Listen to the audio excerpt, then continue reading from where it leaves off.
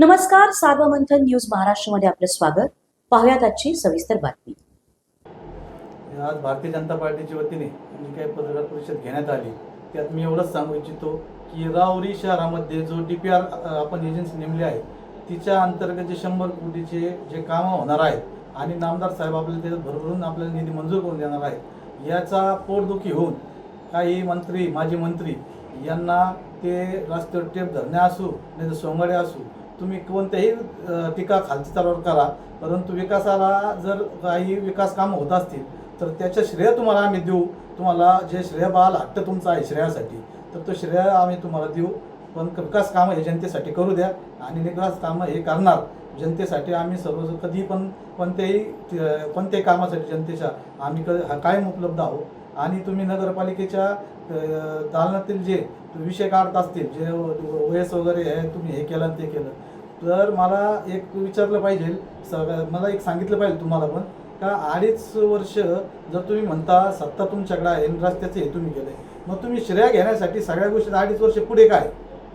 मग तुम्ही पाणी योजनेचे असू व इतर कोणतेही असू, त्या नगरपालिकेमध्ये माझे खासदार माननीय प्रसाद तनपुरे हे रोज 1 तास त्या अधिकाऱ्यांची शाळा घेतल्याप्रमाणे रोज हे करतात. त्यांचे तिथे जाऊन बसून त्यांना हे विचारपूस करतात. त्या कारणाने तिथे कोणताही CO येण्यास तयार, मुख्याधिकारी येण्यास तयार नाही. तसेच तिथे OS आज का तिथून हे पत्र देऊन निघून गेला, याला तसं पाहिलं तर राहुरी शहरातून विचारणा झाली पाहिजे.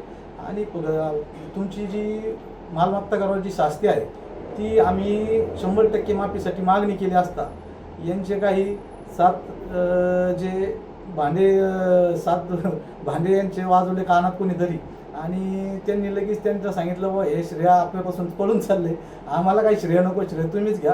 परंतु प्रस्ताव हा 100% साठी कलेक्टरमार्फत आपण आयुक्तांकडे पाठवल्यास प्रवर्ग नगरपालिका असल्यामुळे आपली होऊ शकते आणि सर्वसामान्य नागरिकांना त्याचा दिलासा भेटू शकतो. मी एवढेच सांगू शकतो. परवा दिवशी जे राहुरी शहरामध्ये रस्त्याचं काँक्रिटीकरणाचं आणि दुसरे रस्ते जे डांबरीकरणाचे कामाचा शुभारंभ माननीय आपल्या राहुरी तालुक्याचे माननीय लोकप्रिय आमदार माननीय कर्डिले साहेब यांच्या हस्ते करण्यात आलं. कर्डिले साहेबांनी राहुरी शहरामध्ये एंट्री केल्यानंतर राहुरी शहराचे आजी माजी नगराध्यक्ष आणि माजी मंत्री हे जसे कुंभकर्ण जागा झाल्यानंतर जी परिस्थिती होती त्या परिस्थितीतून उठून बाईक घेतली, पत्रकार परिषद घेऊन बाईक दिली गेली का राहुरी शहरामधले कामं आम्हीच केले, राहुरी शहरामध्ये पैसे आम्हीच आणले. अहो, राहुरी शहरामध्ये तुम्ही पैसे आणले तर राहुरी शहराची परिस्थिती अशी का झाली? राहुरी शहरामध्ये एक रस्ता राहुरी शहरातला का चांगला नाही, तो नगर मनमाड हायवे पासून नवे पेठ शनी मंदिरापर्यंत असो, शनी मंदिरापासून शिवाजी चौक असो, शिवाजी चौकापासून परत शुक्लेश्वर चौक ते नगर मनमाड हा रस्त्याचं डांबर का वाहून गेलं?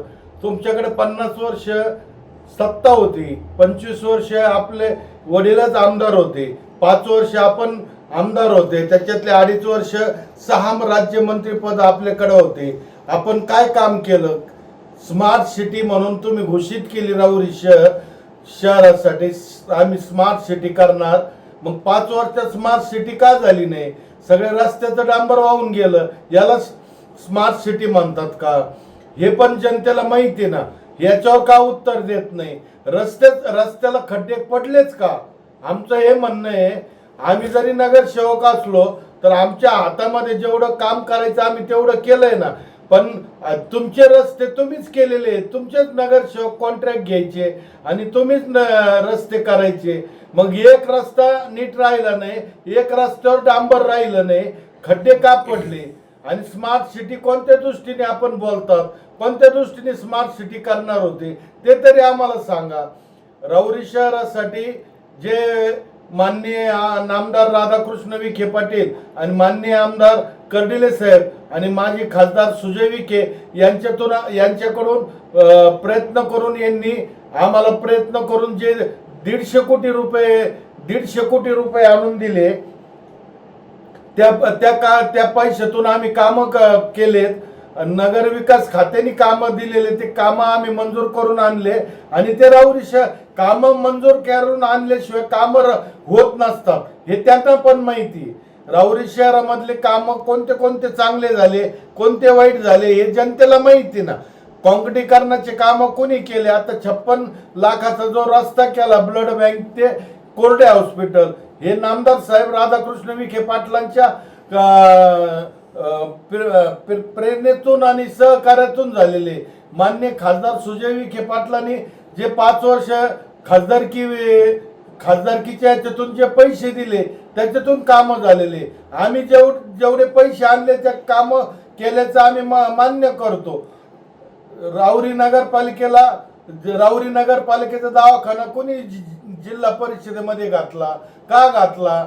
राऊरी नगरपालिकेच्या दवाखान्यासाठी जिल्हा परिषदेच्या दवाखान्यासाठी 15 कोटीचं 17 कोटीचं जी निधी आणली त्याचं काम राऊरी रेल्वे स्टेशनच्या रस्त्याला चालू आहे. रेल्वे लाईनला रेल्वे स्टेशन पाशी ते काम प्रगतीपथावर आहे.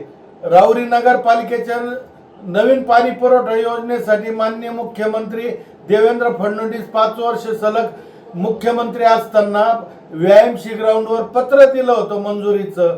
हे ते आमच्या काळामध्येच झालं ना. तेच काम तुम्ही सांगता का आमच्या काळामध्ये ठीक आहे ना. आम्ही मंजूर करून आणलं ते तुमच्या काळामध्ये झालं.